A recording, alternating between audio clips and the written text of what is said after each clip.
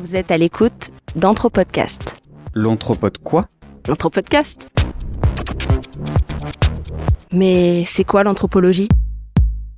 Une production VoyageCast. En collaboration avec Anne-Laure.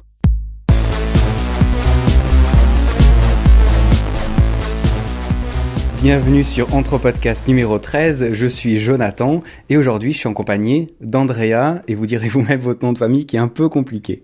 Boskowojnik-Burkhardt. D'accord, alors c'est pas vraiment suisse, on se trouve à l'université de Fribourg. Est-ce que vous arrivez à nous dire un peu votre parcours en tant qu'anthropologue et puis peut-être en tant que personne aussi puisque vous êtes arrivé ici Oui, je suis arrivée ici depuis l'Argentine, donc je suis originaire de l'Argentine. Et comme mon nom ne l'indique pas, donc mes grands-parents venaient de l'Ukraine et ils sont immigrés en Argentine, où mes parents et moi-même aussi je suis née. Et je suis venue de l'Argentine en Suisse, où j'ai fini mes études de anthropologie sociale. Et mon parcours en tant qu'anthropologue aussi, il reflète différentes thématiques, différents thèmes qu'on peut aborder aussi avec l'anthropologie.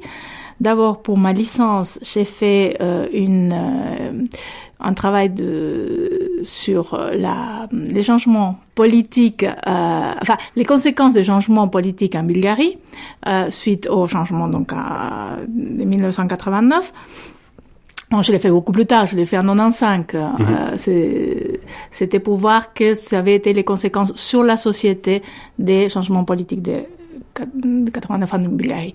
Et ensuite, pour ma thèse de doctorat, j'ai changé de terrain. J'étais en Amérique centrale, au Honduras, pour étudier les conséquences sur la société aussi de changement, de situation d'une catastrophe naturelle. Qui était donc, pour qu'on se souvienne C'était l'ouragan Mitch en 1998.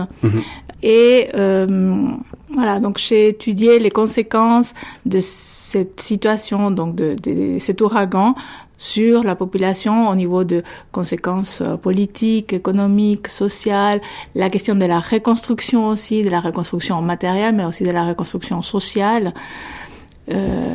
Et comment finalement aussi on construit une situation de catastrophe à travers les discours, à travers ce que l'on dit, à travers ce que l'on croit et les représentations. Les médias, je pense aussi.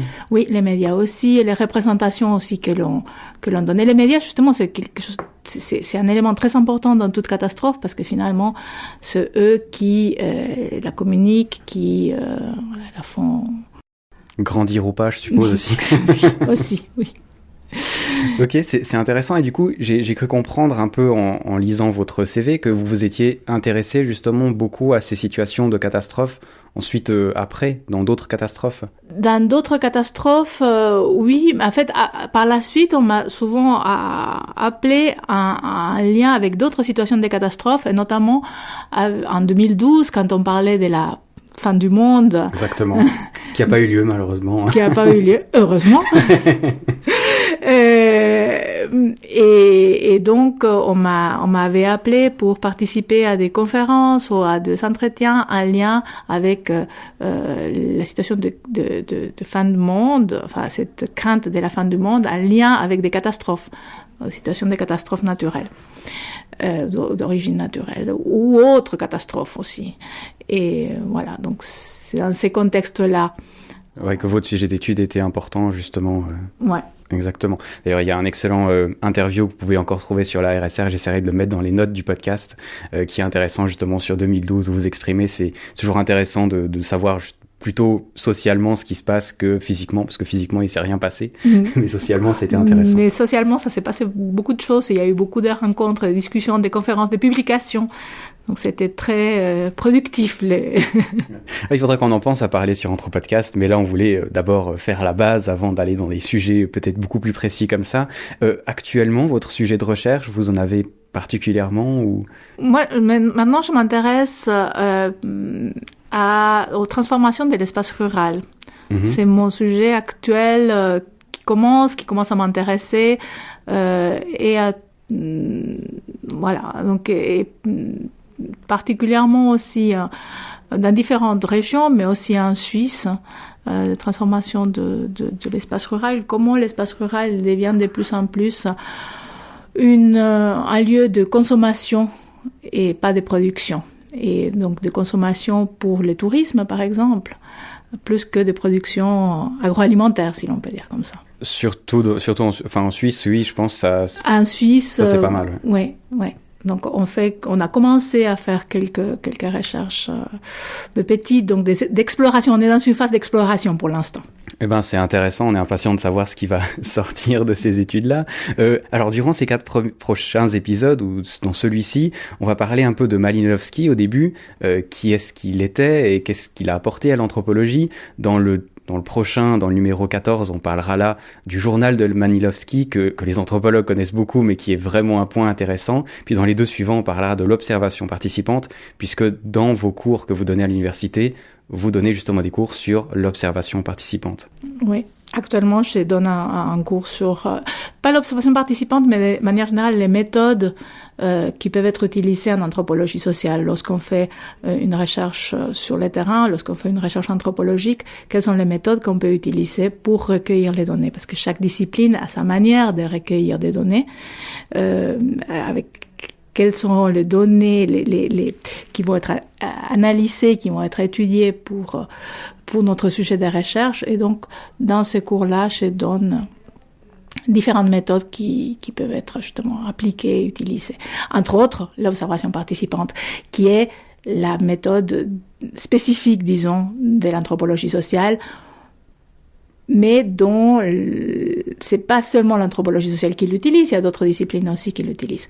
Et c'est bien, justement, vous parliez de Malinowski, commencer par lui, c'est une manière d'entrer dans le thème de l'observation participante, parce que c'est grâce à lui, il a souvent été considéré comme le premier. C'est ce qu'on lit souvent, oui. Oui, qui a introduit l'observation participante. En fait, c'était pas le premier, mais ça a été le premier qui l'a consigné, qui l'a écrit, qui l'a clairement décrite, qui l'a mis sur papier, si l'on veut, ce qu'elle est, en quoi elle consiste, cette observation participante. Et c'est là, il l'a fait dans un livre qui a été publié en 1922, qui s'appelle Les Argonautes du Pacifique occidental, donc dans sa traduction française. Et dans l'introduction de ce livre, il spécifie, il met un noir sur blanc, si l'on peut dire, en quoi il consiste cette observation participante. D'accord. Alors, je ne sais pas si vous voulez parler de Malinowski à lui-même. Comment ça se fait qu'il... Oui, justement, déjà, vous parlez de l'époque 1922. Dans cette époque-là, l'anthropologie, vraiment rapide, peut-être pour nos auditeurs, c'était déjà une science admise, c'était quelque chose de naissant encore. Ça se situait où exactement? Parce qu'on était encore dans la colonisation, il me semble. On était encore dans la colonisation, effectivement. Et alors, on peut faire peut-être l'historique. Justement, la discipline naît plus ou moins au milieu du 19e siècle. C'était l'époque justement de colonialisme. Et il y avait un besoin de connaître ces sociétés qui étaient sur le chemin, à peu près. Voilà, qui étaient colonisées. Et donc, il fallait les connaître. Donc, la discipline, elle naît à cette époque-là. Et au début, les anthropologues, ils se basaient sur des questionnaires ou sur des écrits de missionnaires, de commerçants, de voyageurs, donc sur des rapports, disons, des secondaires, enfin des données secondaires. C'était pas eux-mêmes on les appelait les armchair anthropologistes, donc les anthropologues de fauteuil, parce qu'ils se déplaçaient pas. Ils restaient dans leur cabinet et ils étudiaient, ils analysaient les données qui étaient recueillies par quelqu'un d'autre.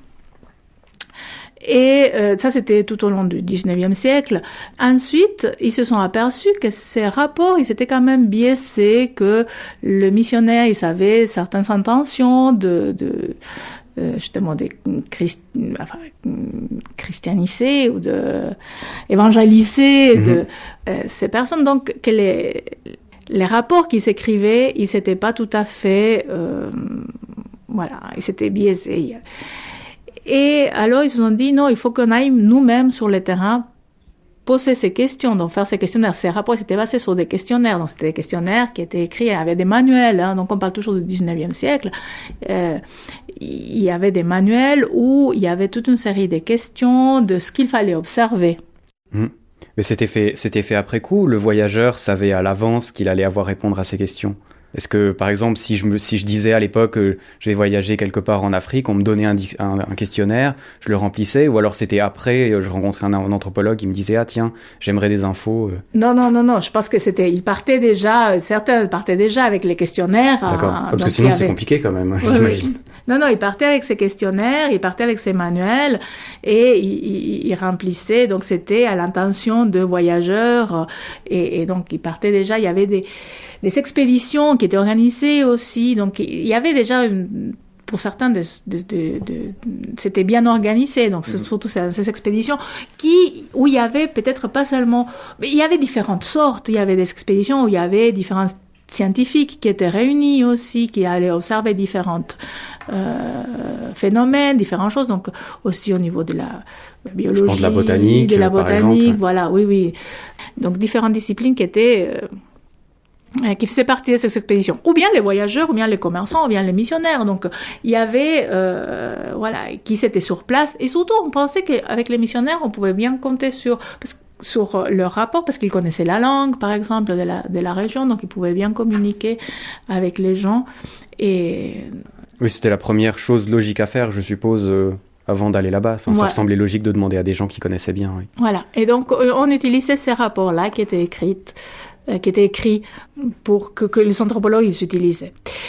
Et par la suite, justement, on s'est aperçu que ces rapports étaient peut-être incomplets, qu'il y avait des contradictions, que des choses n'étaient pas tout à fait claires, et que l'important c'était vraiment aller sur place et recueillir ces données sur place. Mmh.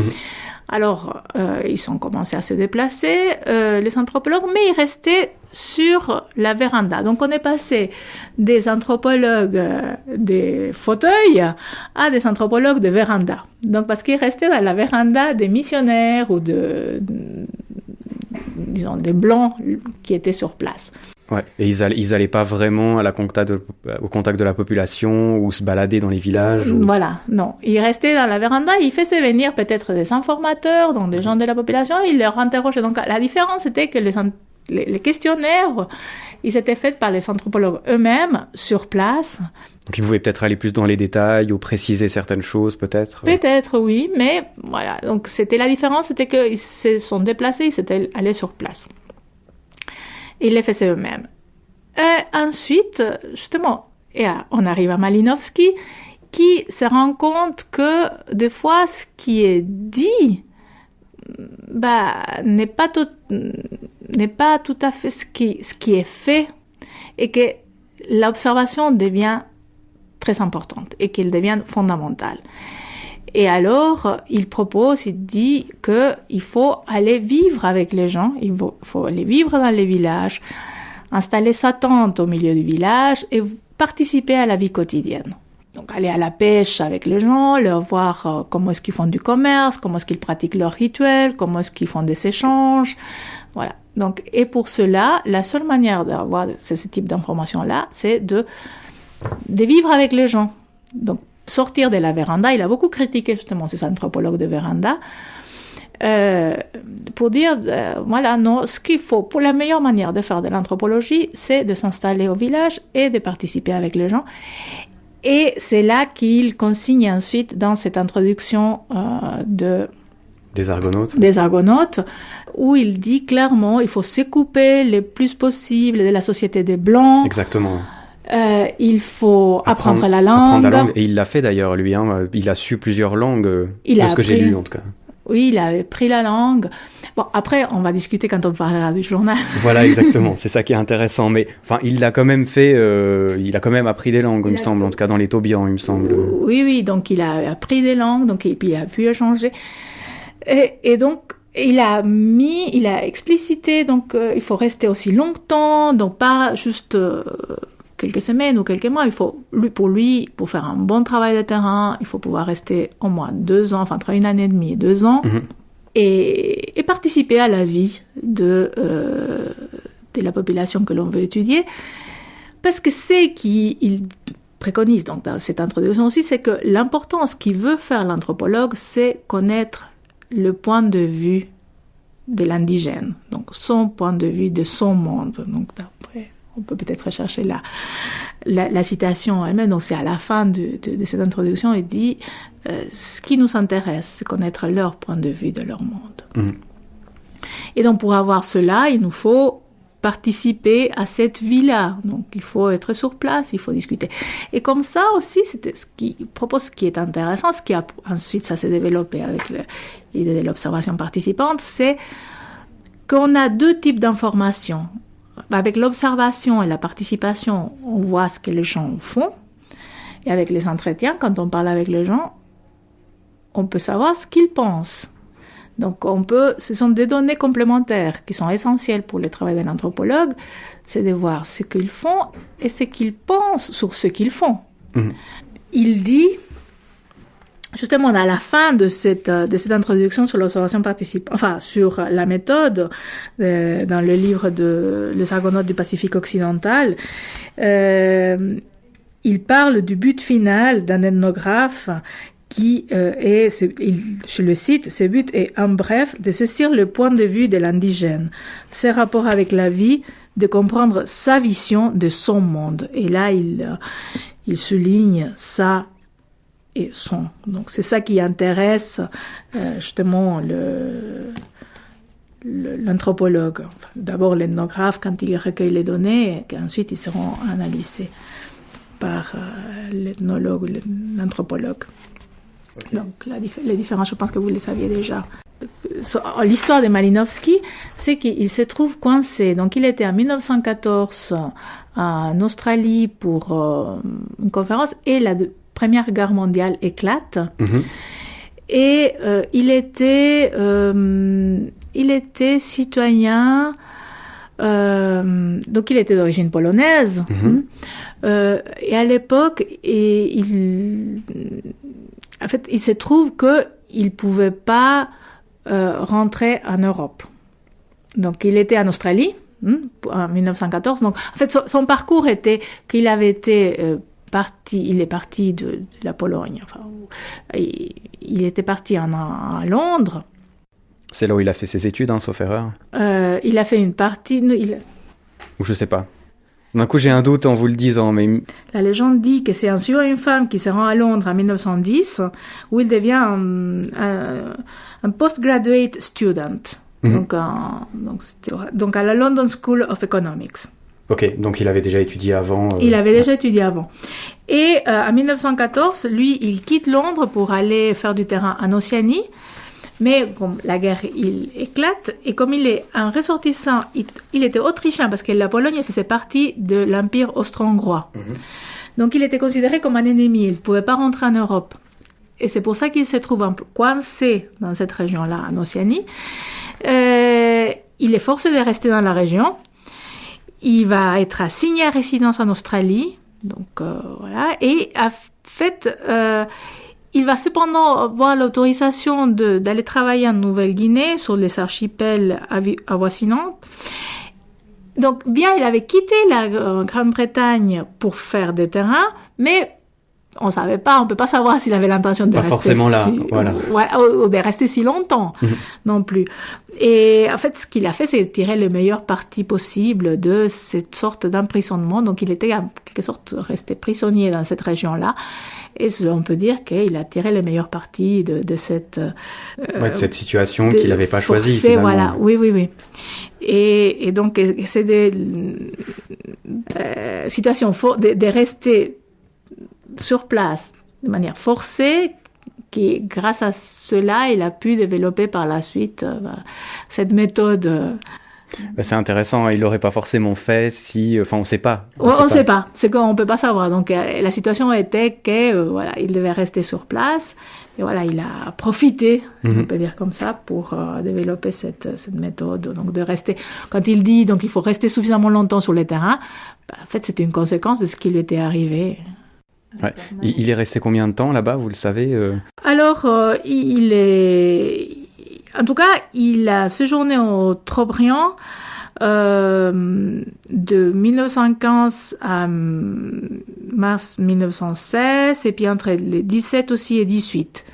Donc, jusqu'à la fin de la guerre, presque. Jusqu'à la fin de la guerre, parce que c'était juste à la fin de la guerre qu'après il a pu rentrer. Ouais. Ok, c'est intéressant toutes ces petites infos sur Malinowski. On verra encore avec son journal dans le prochain épisode, qui a encore beaucoup de choses intéressantes à raconter sur Malinowski. En tout cas, ça m'a fait plaisir déjà de discuter avec vous à ce début d'émission. Et puis on se dit du coup à dans 2 semaines pour un prochain épisode d'Anthropodcast. Merci beaucoup. Merci. Si vous voulez nous donner un petit coup de pouce, n'hésitez pas à aller sur patreon.com/voyagecast, Patreon. Je vous remercie d'avance.